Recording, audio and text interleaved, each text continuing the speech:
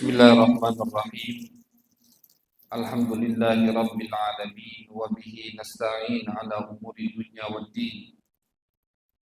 Wa sallallahu ala sayyidina wa maulana Muhammadin khatamin nabiyyin wa ala alihi wa sahbihi ajma'in. Rabbi shrah li sadri wa yassir li amri wahlul 'uqdatam min lisani يفقه قولي سبحانك لا علم لنا إلا ما علمتنا إنك أنت العليم الحكيم أما بعد الحمد لله.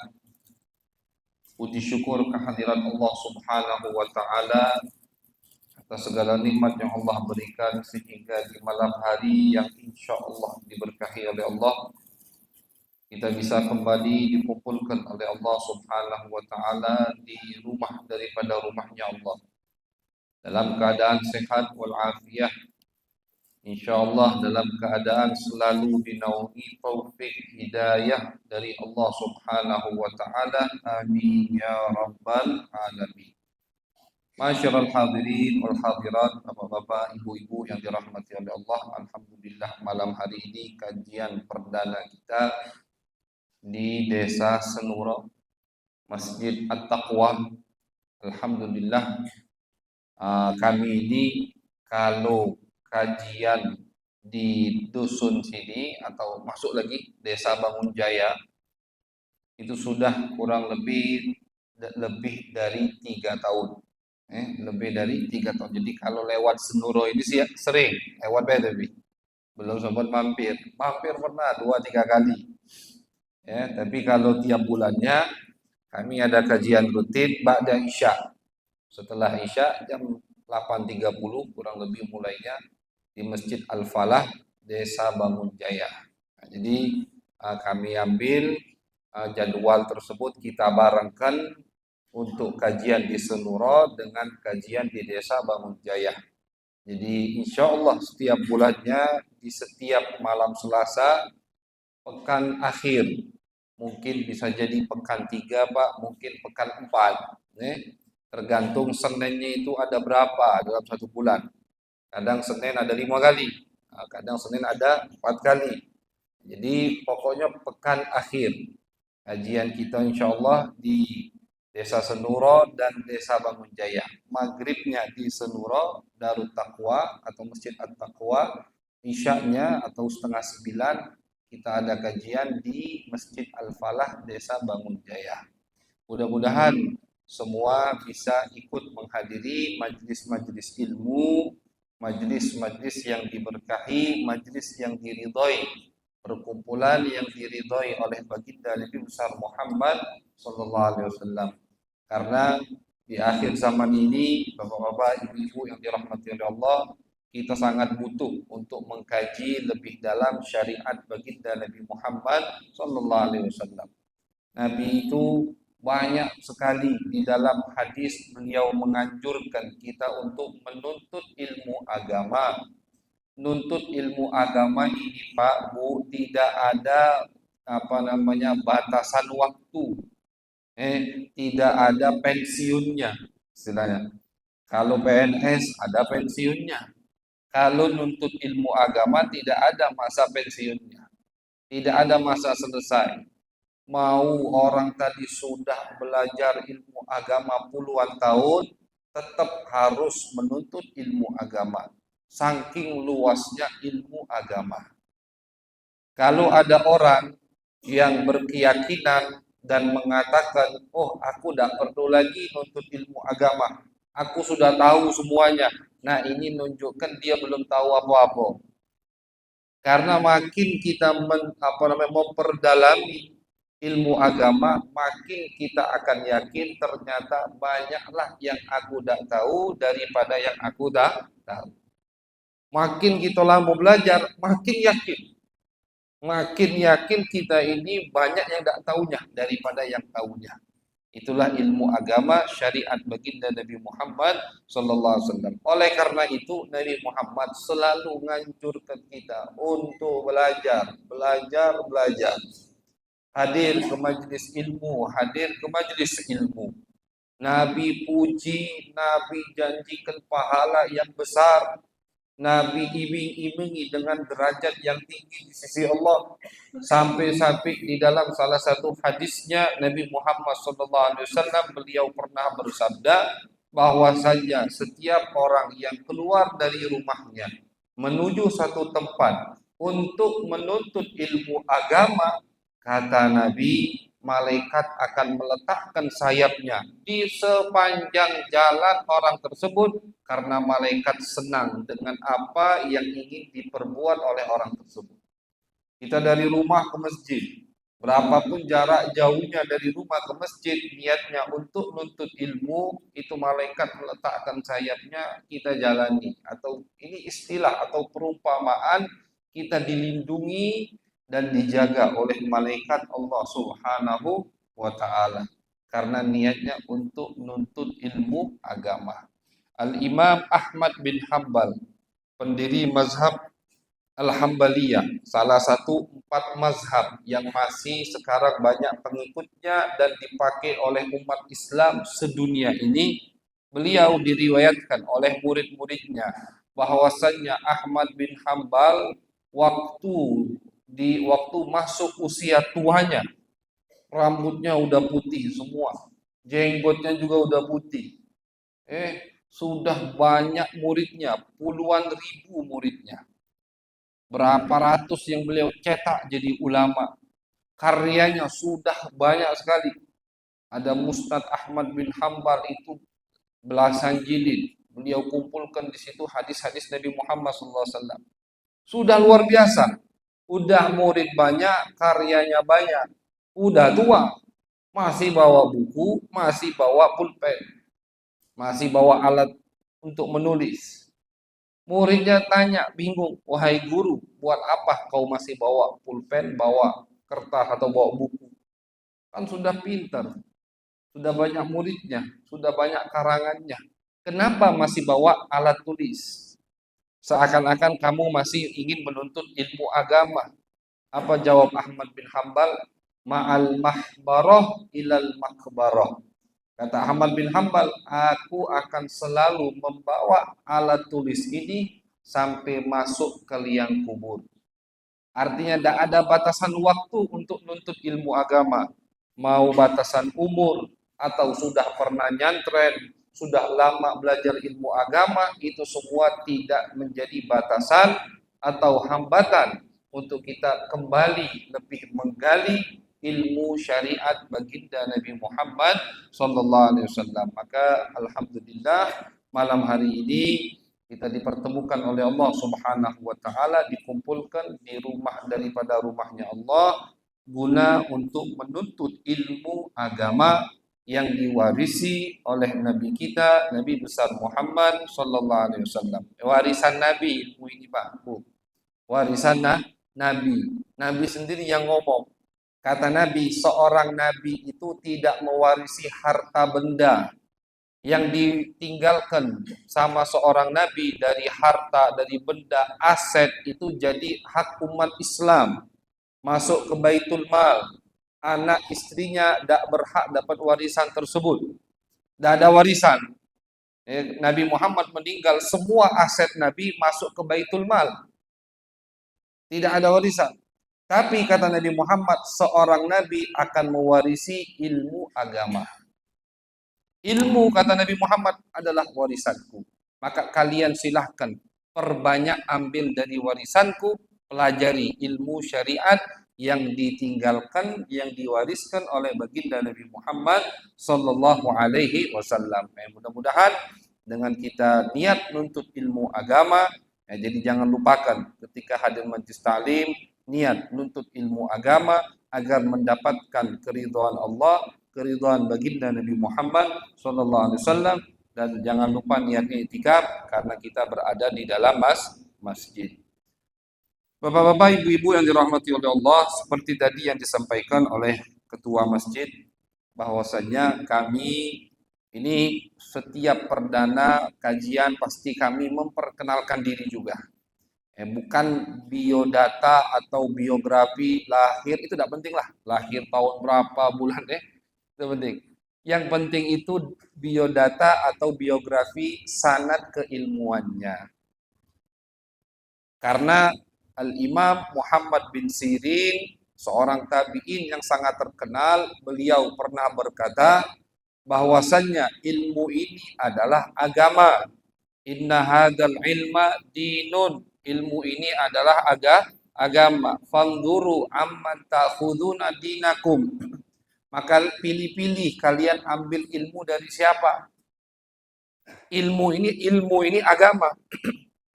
Jangan sembarangan ambil ilmu agama, kata beliau. Pilih-pilih, lihat dulu. Jangan kita tertipu dengan penampilan luar. Ay Ustadz ini beigel, bejenggot, ay sudah pasti bener lah yang disampaikan ke Hidayah juga. Atau Ustadz ini gelarnya, doktor ini. Langsung kita terima. Cari tahu dulu. Ini Ustadz, ini yang memberikan kita informasi, maklumat tentang syariat Nabi Muhammad SAW. Yang paling penting itu siapa gurunya atau di mana dia belajar, itu paling penting. Ke siapa? Nisbat keilmuannya. Betul tidak ilmu yang dia sampaikan tidak keluar dari syariat Nabi Muhammad, tidak melenceng dari akidah Ahlussunnah wal Jamaah. Nah, ini yang penting. Jadi perlu kita tahu dari mana dia belajar, siapa gurunya, misalkan. Udah itu yang penting. Mau gelar ada gelar atau tidak ada gelar, mau penampilannya wow atau biasa saja, itu tidak masalah. Yang penting sanad keilmuannya jelas. Nah, makanya setiap perdana kajian kami selalu sampaikan bahwasanya kami menuntut ilmu agama pertama kali di Pondok Pesantren Darul Habib Al-Islami di Sukabumi, Jawa Barat. Kebetulan pimpinannya adalah mamang kami sendiri. Pondok Pesantren Darul Habib Sukabumi. Kalau lihat di Google atau itu banyak itu udah. Darul Habib Sukabumi, Jawa Barat. Pimpinannya Abuya Al-Habib Ahmad Naufal Al-Kaf udah meninggal rahimahullah. Mamang kami sendiri. Di situ kami nuntut ilmu agama dari tahun 2001 kurang lebih sampai tahun 2011. Karena memang ibtidai, sanawi, dan aliyah. Ibtidainya 4 tahun, sanawinya 3 tahun, aliyahnya 3 tahun. Tapi yang di Sukabumi, Darul Habib tiap tahun masih pulang, alhamdulillah. Tiap tahun seperti pondok-pondok di Indonesia, tiap tahun ada liburannya masih. Bulan suci Ramadan, lebaran di rumah. Kemudian alhamdulillah setelah belajar di Pondok Pesantren Darul Habib Sukabumi, kami diberikan oleh Allah kesempatan untuk bisa melanjutkan studi belajar ilmu agama di kota suci Makkah Al-Mukarramah di Pondok Pesantren Abuya As-Sayyid Muhammad Alawi Al-Maliki. Ini terkenal, beliau ini terkenal ulama satu-satunya ulama di masa beliau. Beliau meninggal di tahun 2005. Adalah ulama yang memperjuangkan akidah Ahlus Sunnah wal Jamaah di tanah suci haram Mekah. Seperti disampaikan Pak Ketua tadi, akidah sana beda dengan akidah kita. Nah, cuman ada tetap beberapa ulama turun menurun akidahnya Ahlus Sunnah wal Jamaah yang tetap mengatakan boleh maulid, boleh tawassul, boleh ambil berkah kepada Nabi, kepada orang-orang soleh, dan meyakini bahwasannya semua akidah Ahlus Sunnah wal Jamaah mereka yakini. Salah satu dari pemimpin ulama di kota suci Mekah adalah seorang yang bernama Abuya Sayyid Muhammad Alawi Al-Maliki Al-Hasani. Karya beliau itu hampir lebih dari 100 karya, rata-rata tentang membentengi akidah Ahlus Sunnah wal Jamaah. Kitab yang akan kita baca ini dua-duanya karya beliau. Salah satunya Tauhid atau ilmu akidah yang akan kita baca, karya murid beliau cuman dari pelajaran yang dia hadiri di majlis beliau. Nah, jadi syarah Aqidatul Awam ini yang mengumpulkan Kiai Ihya Ulumuddin. Kiai Ihya Ulumuddin ini murid Sayyid Muhammad Alawi Al-Maliki. Kapan beliau mensyarahi Aqidatul Awam? Ketika belajar dengan Muhammad Alawi Al-Maliki. Nah, jadi ini penjelasan dari beliau. Makanya alhamdulillah akidahnya Ahlus Sunnah wal Jamaah. Ya, karena sekarang orang kalau yang tidak tahu pas dengar dari mana belajarnya dari Mekah, wah ini jangan-jangan akidahnya beda kan gitu. Karena memang mayoritas perguruan di sana terkhusus yang resmi yang terdaftar di pemerintahan sana itu akidahnya beda dengan akidah kita Ahlus Sunnah wal Jamaah. Alhamdulillah kami belajar di sana dari tahun 2011 sampai tahun 2021. Nah, yang di sana baru tidak boleh balik. Karena kalau balik pasti langsung kawin begitu. Jadi memang kesepakatannya mau ke sana boleh, tapi selama 10 tahun nyantri tidak boleh pulang. Sudah alhamdulillah pertama berat Pak. Nah, tanda tangan 10 tahun tidak boleh balik itu.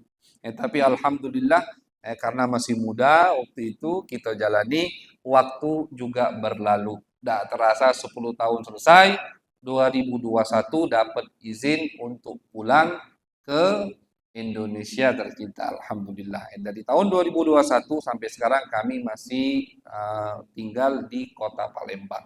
Di Kota Palembang dan sudah lumayan cukup lama 3 tahun sudah mulai rutinan di Desa Bangun Jaya. Mudah-mudahan pertemuan kita diberkahi oleh Allah dan dilanjutkan oleh Allah, diberikan keistiqomahan untuk selalu sama-sama kita menghadiri majelis ilmu, majelis berkah, majelis yang bisa kita mendapatkan dari majelis tersebut hanya satu yang kita inginkan, yaitu keridhaan Allah dan keridhaan baginda Nabi Muhammad sallallahu alaihi wasallam. Amin ya rabbal alamin.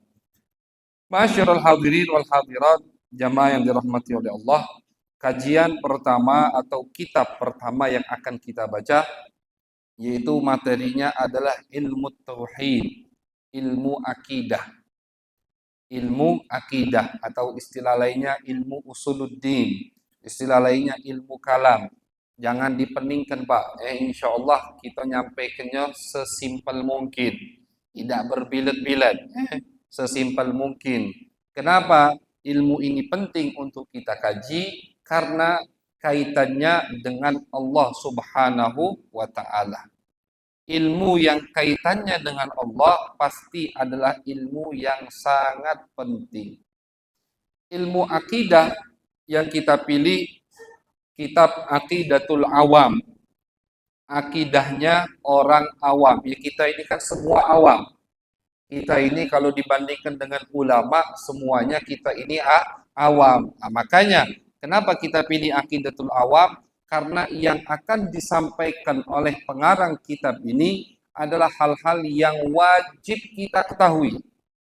Yang tidak wajib atau yang ada khilaf, ada perselisihan di antara ulama, tidak beliau sebutkan.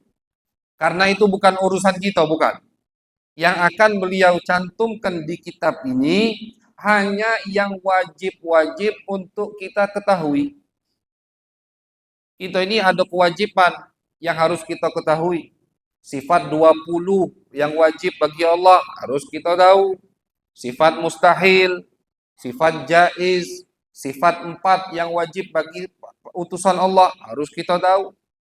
Yang mustahil untuk utusan Allah ada 4 sifat harus kita tahu. 10 malaikat, siapa namanya? 25 rasul, siapa namanya? Itu semua wajib kita ketahui. Termasuk kewajiban. Ketika orang masuk ke dalam agama Islam harus mengetahui akidah awam ini. Nah, makanya kita pilih kitab Aqidatul Awam yang dibahas cuman yang wajib-wajib, yang ada perselisihan di antara ulama, atau yang tidak wajib tidak dibahas sama beliau. Yang beliau bahas yang penting-penting.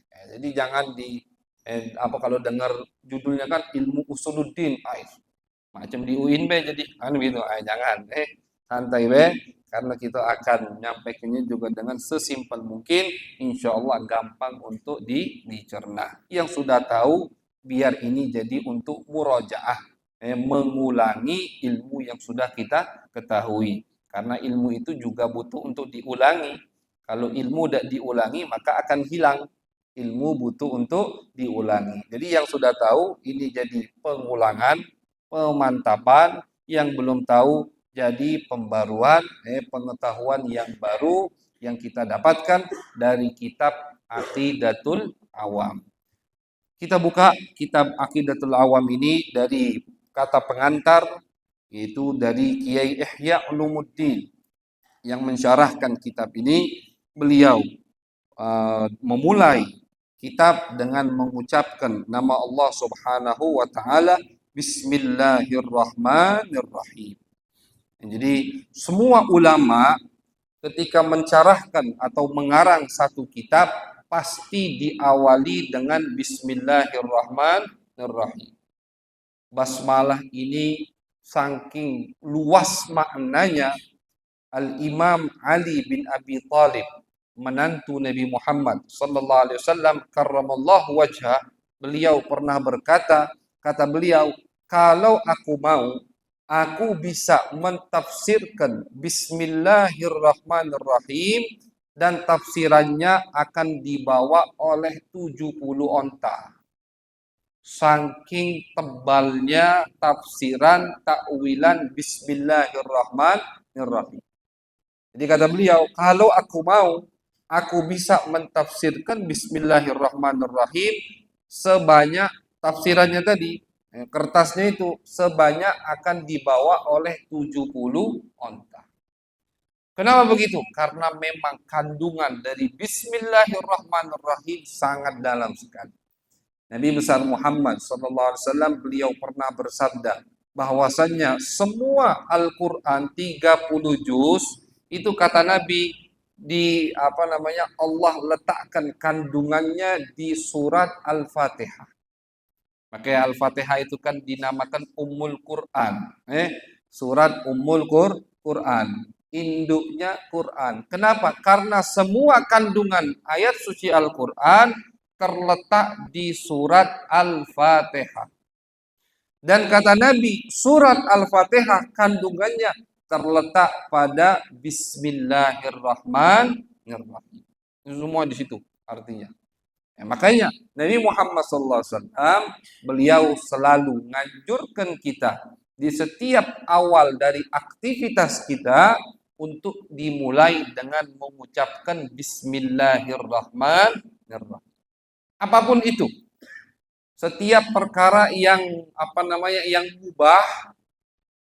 mubah itu boleh dilakukan, boleh tidak dilakukan. Itu diawali bagusnya dengan Bismillah. Minum, kita kan mubah itu artinya boleh kita minum, boleh kita tidak minum. Minum sunnah diawali dengan Bismillah.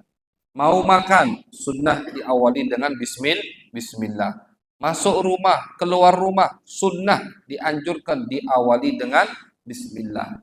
Mulai taklim diawali dengan Bismillah. Mulai mengarang kitab diawali dengan Bismillah. Karena ada janji dari Nabi Muhammad sallallahu alaihi wasallam bahwasanya setiap perkara yang diawali dengan Bismillahirrahmanirrahim maka akan disempurnakan oleh Allah Subhanahu wa taala.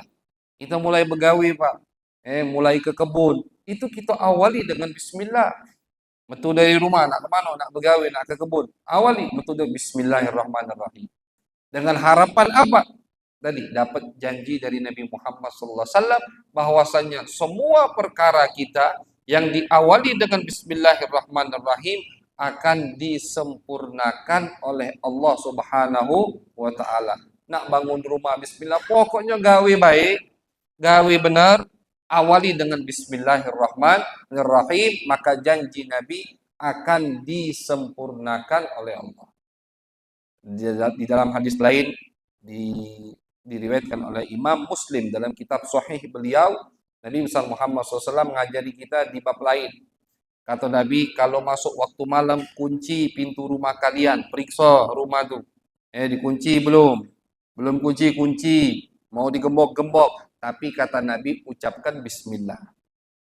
Dianjurkan sama Nabi. Periksa jendela. Jendela lah ditutup belum? Belum ditutup, tutup. Sambil tutup, sambil ucapkan bismillah dengan menyebut nama Allah. Kemudian kata Nabi Muhammad, periksa dapur. Ini diajari sama Nabi, hadisnya sahih, akurat, artinya 100% nisbatnya ke Nabi. Sebelum tidur kata Nabi, periksa dapur, api. Kali ini ada yang masih hidup, matikan, jangan ditinggal tidur kata Nabi. Matikan sambil ucapkan bismillah. Keluar rumah, bismillah. Masuk rumah, bismillah. Keluar kamar mandi, keluar mandi doanya lain, tidak. Bukan bismillah, doanya lain. Naik kendaraan, naik motor, naik mobil, bismillah. Nabi ngajari kita untuk ikhtiar dan bertawakal kepada Allah Subhanahu wa taala.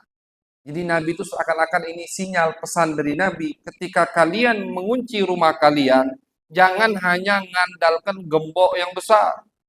Maling gak bisa masuk rumahku, gemboknya besar. Maling itu punya 1000 cara. Nak gembok, nak sidik jari, nak pakai kode, semua bisa dibobol sama maling. Maka Nabi ngajari kita untuk ikhtiar. Tetap kita harus berusaha agar rumah kita dijaga sama Allah dengan mengunci pintu yang terbuka. Tapi jangan hanya mengandalkan usahamu, juga harus kita bersandar kepada Allah dengan mengucapkan bismillah.